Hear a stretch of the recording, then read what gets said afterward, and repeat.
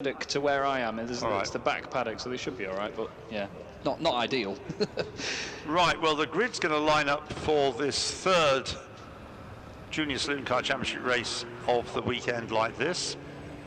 On the front row, as for the previous race, it's 55 Charlie Hand and 600 Reuben Haig. 55 and 600 is the front row. The second row, 42 Will Redford and 754 Alfie Jeekins, 742 and 754 row 2. Row 3, 54 Harvey Caton and 91 Jack Meakin, 54 and 91 row 3. The fourth row, 29 Scott Sumpton and 34 Tommy Gillam, 29 and 34 row 4. The fifth row, number 30 Jamie Good and 98 Oliver Cottam, 30 and 98 row 5. The sixth row, 58 Harvey Dent and 260 James Wallace. Right, here we are with Jamie Good. Race 2 has just finished. Jamie, how did it go out there? I had a good start, and then I got tapped going into the second corner, which put me in the gravel, and then I dropped all the way down to last, and then just picking people off, and I got P16. It's not bad. Was it quite fun actually, just coming back through the order? But I bet it is, isn't it, around here as well? Yeah, it was, yeah. Where's the big overtaking opportunities around here? Is it just down the back straight? Down the back straight and down the main straight. Yeah. What's the expectation in race 3 coming up? Last race of the weekend, of course, triple header for you guys. What's the expectation? Starting P9 again, so if I don't get tapped off, top 10. How far forward do you think you can go? Top 6. Top 6? Yeah. Best of luck, Jamie. Enjoy it, won't you? There you go. 57 row 12. The 13th row, 322 Jamie Petters and 17 Riley Price. 322 and 17 row 13. The 14th row, 92 Adam Parker and 7 Seal Lynch. 92 and 7 row 14. And the last row, maybe number 40 Matthew Cripps. Well, his car was out for the early race, wasn't it? Missed out yesterday's race after problems qualifying. And 10 Harry Smith, 40 into 10, complete the grid for, as I said, a 15-minute race plus a lap. Now that is the amended grid that I've just given you, incorporating a 2-place grid penalty for number 34 Tommy Gillam, who still, despite that, starts on row 4. Now, whether there's any, I'll just check whether there's an even further amended grid for this. Yeah, I think he got in a little bit of trouble with some more contact down at this end. In that second race, he had a little bit of trouble in another previous race, the first race of the weekend as well. So he's still getting his elbows out and at least being feisty, but we'll hopefully see less contact in this race. I mean, it was fantastic racing earlier, but now the track is a lot drier. I think we're going to see a number of these guys all really able to go for it. I've got 2 supercarts coming past me with their drivers still in on the back of a trailer. So they're being carted back to the pit lane quite literally. But then the track should be clear and we should be ready to go. Yeah, so I've just got these decisions that were made. Penalty for Will Redford, penalty for Harry Hickton and Tommy Gillam, whose penalty was incorporated in that. He was given a reprimand, but I don't think that's affecting his place on the grid in itself. Ah, okay. I was going to say that I think the penalty for Redford was the contact with, I think it was Cottam that he got in the back of. On the opening lap, wasn't it? No, it was a bit later on in the race. He'd been overtaken by Cottam, and then I think he was trying to just get back down the inside. Right. There was the tiniest of overlaps, and then the two of them just sort of glued to each other as they got to the apex. Well, if they hope to progress, well, for touring cars, it's not a good thing to take bad habits of contact driving into touring cars anyway, even though some drivers do, but also if they go into single-seaters, then contact can be rather more alarming in its consequences. So it's best that they don't think that simply because they've got bodywork around them, they can drive into each other. The cars will be coming out soon. Yeah, they've just made their way out of here we are. The staging area now. Yeah. Or the dummy grid, as it can be known. In the, yes, the Parc Fermé. So generous weaving around to get heat into their tyres. It's a lot warmer down here now, though, I must say. It's absolutely, I was going to say something similar. It's the sun is shining, so let's hope we've got a full grid, everybody there. have opened all of the windows now down here at Beckett's. Well, I don't think they'll quite make the same sound as the massed throng of cars do. No, they're just unbelievable machines, though. They really are. Absolutely unbelievable. I've been wanting to try and convince somebody to let me have a go for the sake of my YouTube content at some point, so I can finally experience that. But unfortunately, up to now, no such opportunity has arisen. But I will keep pushing for that because it's just an unbelievable piece of kit to be able to get behind the wheel of. So one day we'll see. Right, we've certainly got 40 at the back, number 40 at the back, and Harry Smith there too, number 10. Arwen Graham is the question mark, and I don't think she is there. And there is certainly a gap around about where we'd expect to find her on the grid.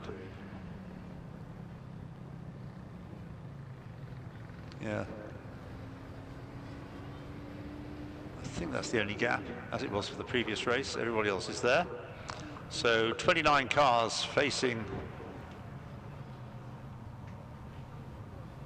first of all, a green flag lap. Difficult at the moment, unless tyres come into play and that he's used up his tyres. Difficult to see anybody really depriving Charlie Hand of a hat-trick. Yeah, he's had a very, very strong weekend so far, so there's no reason that he couldn't take a third one, and like we said yesterday, he's going to be very close to being able to take the title. If he gets another good result, but I think he's probably got enough opposition to ensure he doesn't win it this weekend. He can't win it today. So the car's setting off on their green flag lap.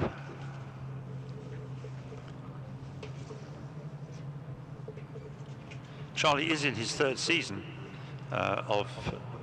so he has got the experience. Yeah, for sure.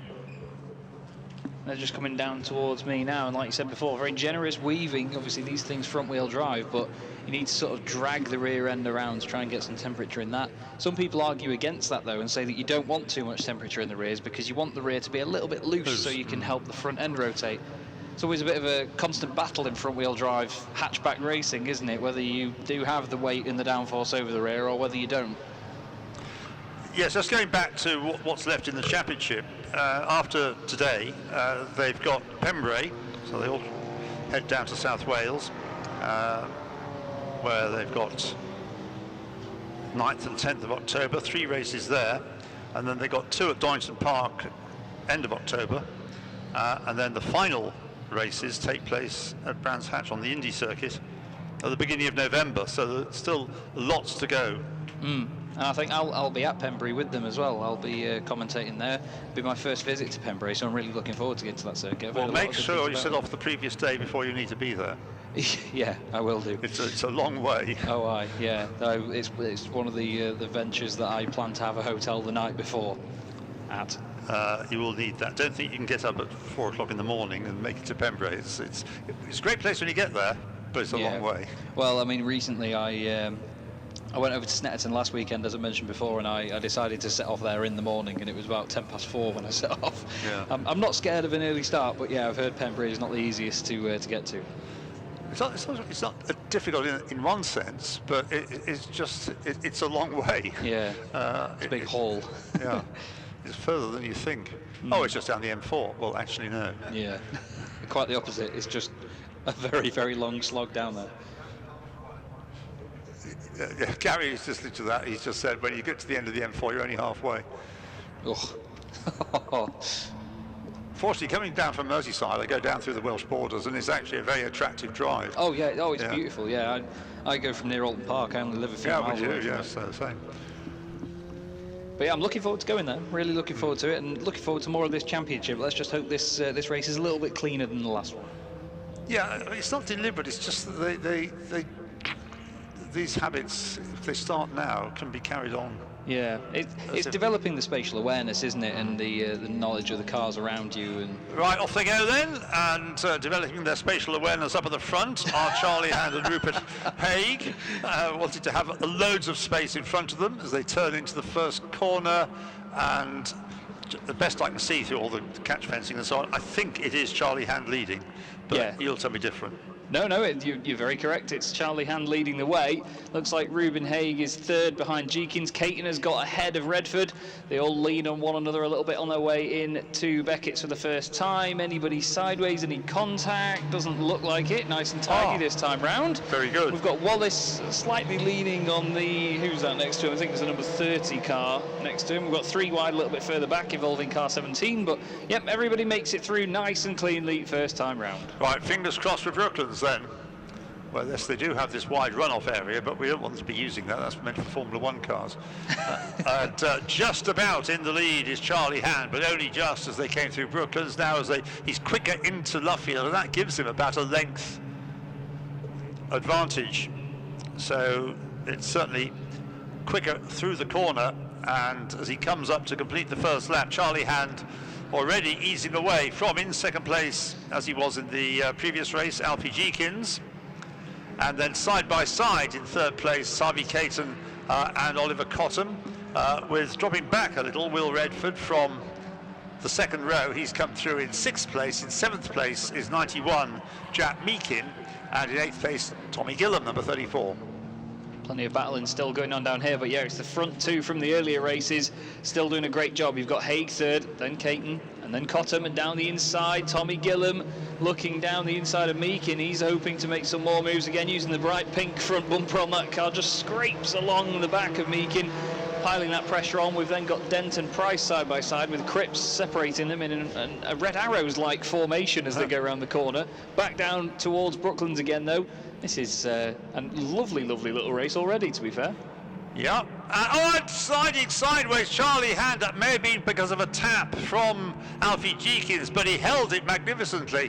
And you can show he's recovered from incidents in the front-wheel drive cars before. He did it absolutely to perfection, and he's held the lead. But it was a big old moment, that, and it rather looked as though there might have been a little bit of contact from Alfie Jeekins, inadvertent, but nonetheless contact. So they'd been caught whilst he was busy sorting himself out, and I think Alfie Jeekins was thinking, gosh, what have I done? They're now side by side heading into Copse Corner, but the pack has caught up with them again, with Haig number 600 in third place, Caton is fourth, fifth is Cottam, sixth is Redford, seventh is Meakin, eighth is Gillam. Yeah, and it's one long big train once again. Great stuff to watch, very entertaining indeed. Top 5 all together. Haig trying to look down the inside of Jenkins. It's not happening. We've got 2 quintets at the moment. That's just behind them. Good has chucked it down the inside of number 80. I think that's Walker. And now Walker's got a fantastic cutback on him. The two of them very close to contact on the exit. But I think Walker's managed to get it done. Further up as well, I think we've got Tommy Gillam making a move as well. I believe that is Meakin that he's trying to get ahead of, but it could be Cottam as well. Well, Meakin was ahead of him at the start of the lap, yes. So that might be the driver he's challenging. Now this time it's slightly more sedate for the two leaders through Brooklands, with 55 Charlie Hand now getting his head down. I think he's had enough of playing around with the pursuers. He's going to try and make a break, and he's succeeding in doing so to the tune of about a length as he goes through. Alfie Jeekins is still second, 600 in third place is the car of Haig, who's come up from, oh, he was on the front row, wasn't he? Number 600, I'm sorry. Yes, Haig on the front row. Now in third place. Caton, Cottam, Redford, Meakin, Gillam, then Louis Hounsell, and completing the top 10, number 29, is Scott Sumton. I keep hearing screeching tyres, but it's the driving experiences going on at the other side of the circuit. I've been listening to it all weekend, and it still catches me out. But yeah, still the two quintets together. It was Hounsell now that is behind Meakin and ahead of Gillam. Still great battles going on between Blakely and who is that just behind him there? Number 46, Hickton. Which is Hickton. Yeah, having a fantastic scrap. This is the only problem for me right now, really. I love this box down at Beckett's. It's my first time here this weekend, but when you're facing the corner or facing the entry to the corner, you're not looking at the timing screen. It's one way or the other. I need to use my iPad to spin around with it. Yes. Right, the first four, you were talking about a quintet. Well, it's become a quartet now because the fifth car has slightly dropped off that, which will be Oliver Cottam, I think, won't it? Yeah. So through they come. Charlie Hand leading, Alfie Jeekins second. Third is Ruben Haig. And this time Alfie Jeekins right on the tailgate of the leader as they go into Copse Corner, but still Charlie Hand Yes, I suppose I'm going to have to say it. He is an old hand at this sort of racing, compared with many of the others, and you can see that in his speed into the corners, the way he defends himself. He doesn't weave around. Alfie Jenkins has the fastest lap, though, that time around. You can tell you've spent too long already commentating with me. The puns are coming out. Charlie Hand, if I'm honest, is bouncing around all over the place on the exit of Beckett's, and now Caton has got a great run on Ruben Haig. We've also got Sumpton trying to get alongside the Team Hard branded car of Tommy Gillam. Those two almost in completely opposite liveries when you look at the back. One black with a white bumper, one white with a black bumper. But the two of them really dicing well, and I must admit, I'm gonna jinx this by saying it now, but this has been a lot cleaner than the earlier race. Yes, they're all keeping themselves under control. It just makes me feel they may have had a talking to, warned about their behaviour, because penalties could ensue if they don't. Now, we've got one driver going a bit wide, coming out with about 5th place, coming out of Luffield, but he's back on the tarmac, leaving some dust behind him, and some good slipstream there. Harvey Caton right on the tailgate of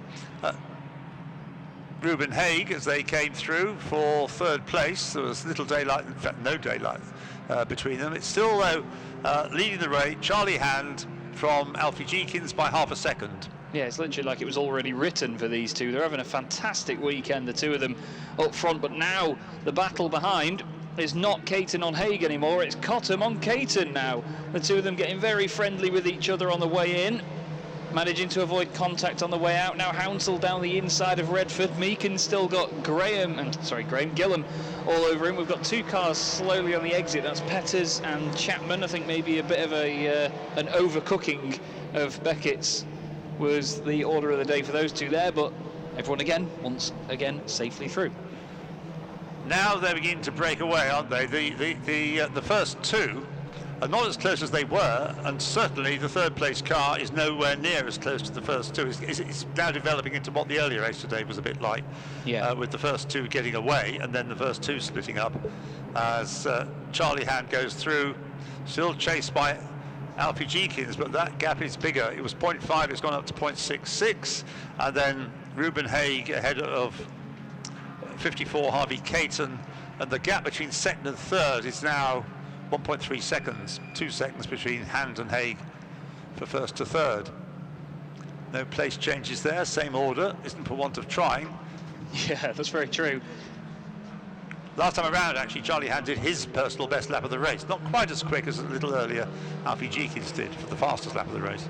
Oh, Redford's tried to hang it around the outside of Hounsell, and he's lost a place. He's lost 2, 3, 4, 5 places. He was in the wrong gear coming out of there as well.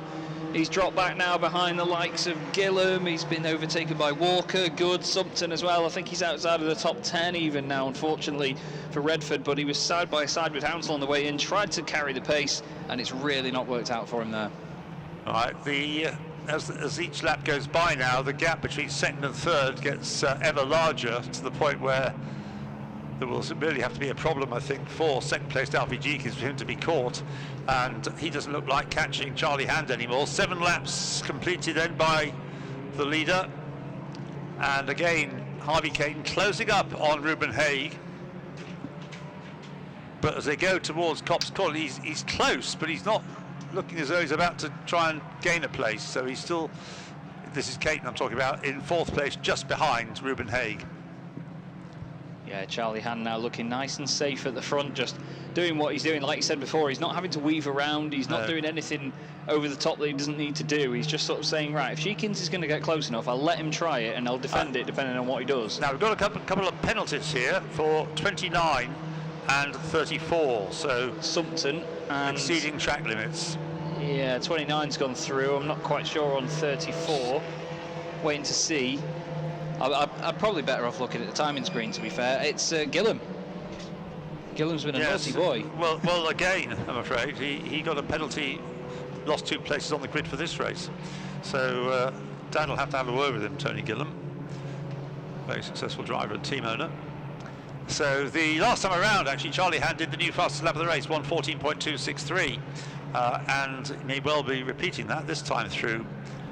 Over line he goes, 8 laps completed, and the lap not quite as quick, but his lead over Alfie Jenkins is now nearly a full second, 0.987 of a second. Haig, Caton, Cottam 5th, Hounsell is 6th, Meakin is 7th, Gillam is 8th with a penalty though, and then in 9th place we now have up into the top 10 for the first time Jamie Good, followed by number 80 Aaron Walker. Yep, still nose to tail between Haig, Caton and Cottam. Oh, side by side though, yeah, Good now down the inside of the car in front, which is Walker, number 80. Now those two obviously swapped around on the previous lap, as Ian just mentioned there, but now they're doing it again and they're very close together down the straight. I think Walker's actually got back in front of Good and he's slotted in front with Gillam just in and around that. Actually, sorry, he's just ahead now as this continues. Leaders coming out of Luffield. Still close for third, not so close first and second. Still Charlie Hand leads the way. Just looking to see if there's anybody else got a 5-second penalty. No, just those two I mentioned, 29 and 34. So Charlie Hand, 9 laps completed, leading now Alfie Jenkins by a little bit more than last time, 1.2 seconds. Haig, Caton, Cottam, Hounsell, Meakin, Gillam with penalty, and 9th is now Walker, Aaron Walker having got ahead of number 30 Good. Jamie Good.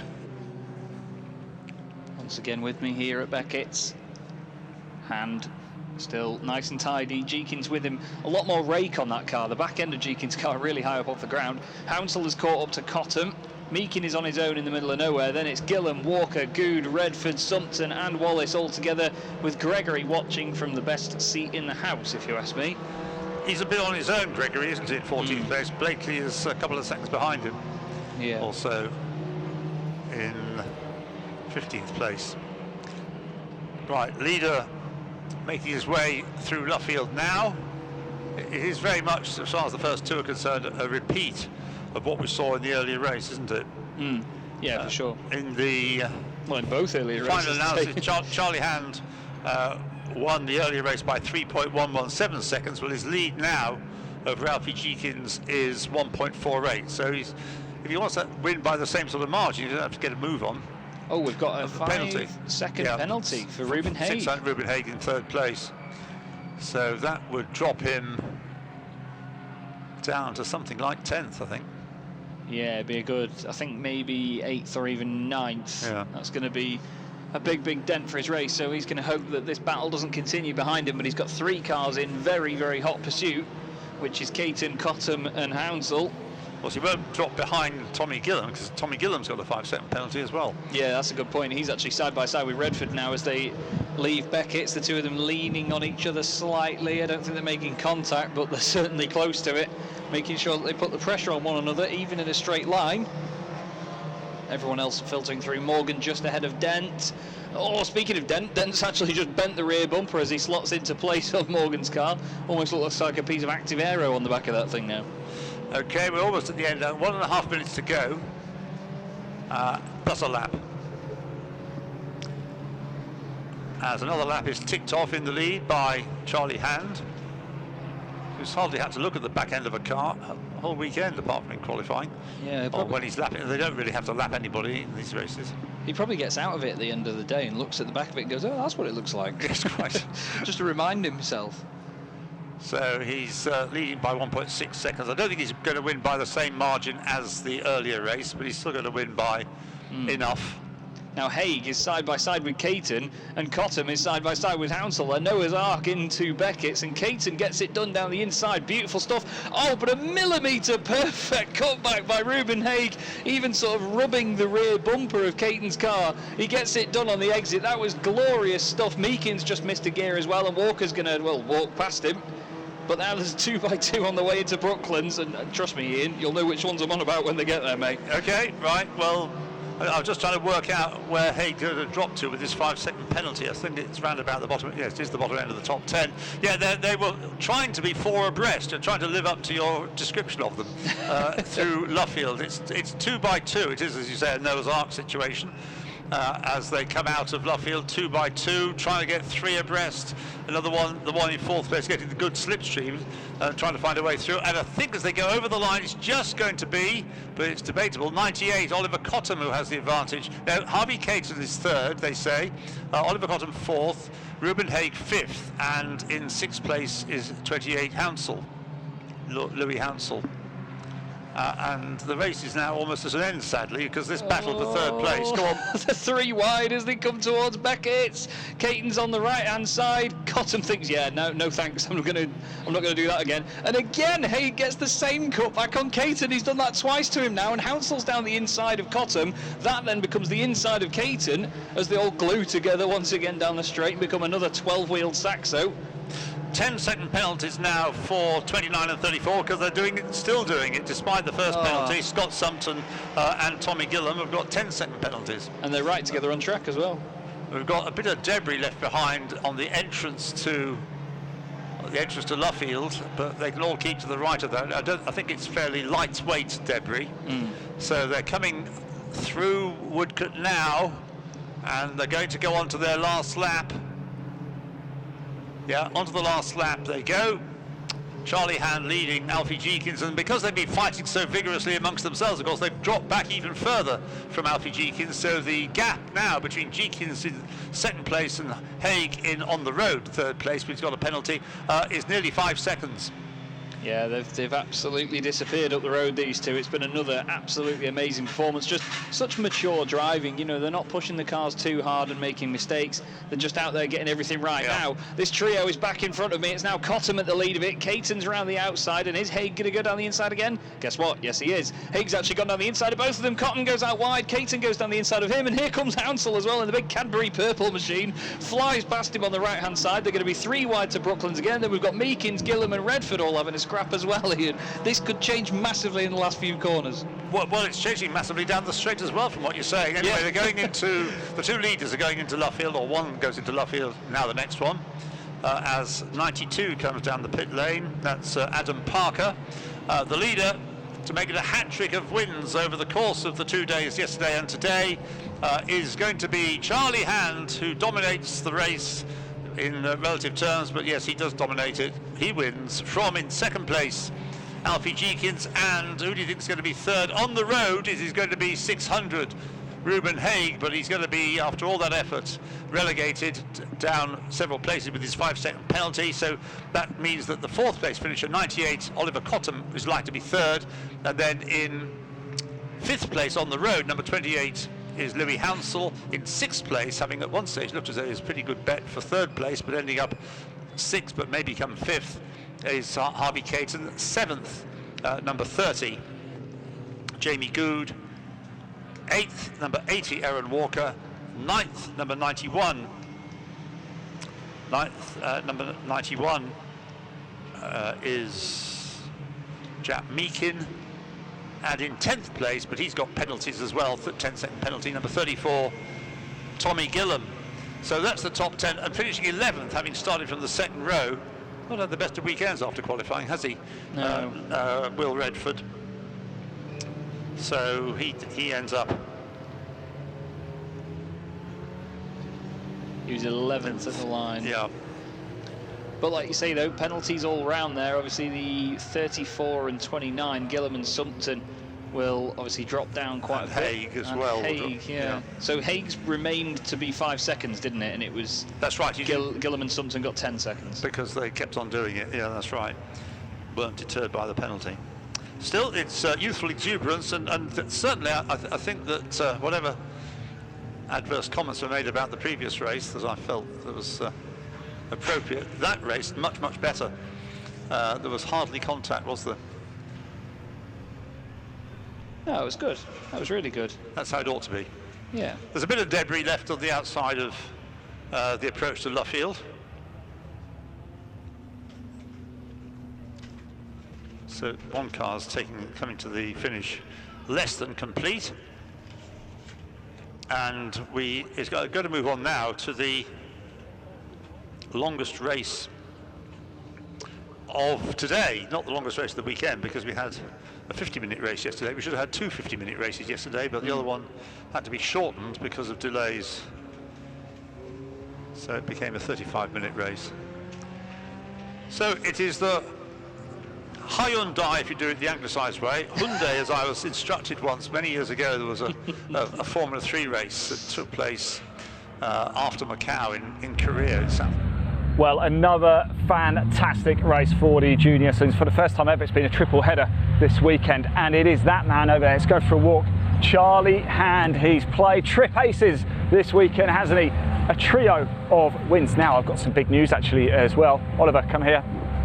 Now, our understanding is that Ruben Haig has a 5-second penalty, yes, which will mean that you get third place. Now, that's not confirmed yet. We will obviously get that confirmed, but great racing by you. Yeah.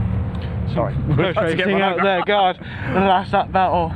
Going down to the second corner, lost, went down to 6th and getting it all back, going into the second last corner. We just couldn't call it. It was fantastic stuff, Oliver. And if it is a bump up to third, congratulations. Well done. Great stuff. Let's keep going. Let's go grab Charlie Hand as well, because he is, as we said, triple winner here this weekend. He's done it. He's done it perfectly. I spoke to him after race 2 and he said, please, please, please, please don't jinx me.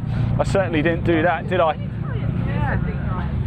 Charlie, I didn't jinx you in the end, did I? No, you didn't. Perfect weekend. How are you feeling? Oh, I'm absolutely ecstatic. Obviously, that one was a little bit harder than the others, but yeah, really happy. There was so much going on behind you, wasn't there? It's sort of second half of the race, you managed to just perhaps get Alfie in check a little bit, but certainly a lot going on. How was it from your perspective?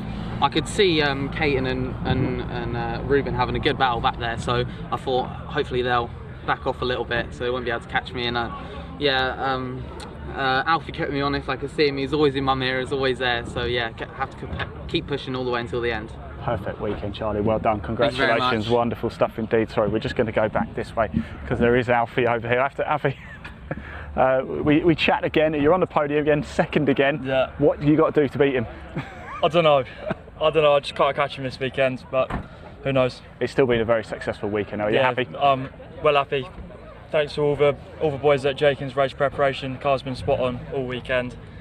Very reliable. Can't ask for more. The driving standards has just been impeccable. Congratulations, wonderful weekend. There we go. Now, right, everybody, don't go anywhere. Stay with us live, because coming up next is the Hyundai Coupe Cup Championship.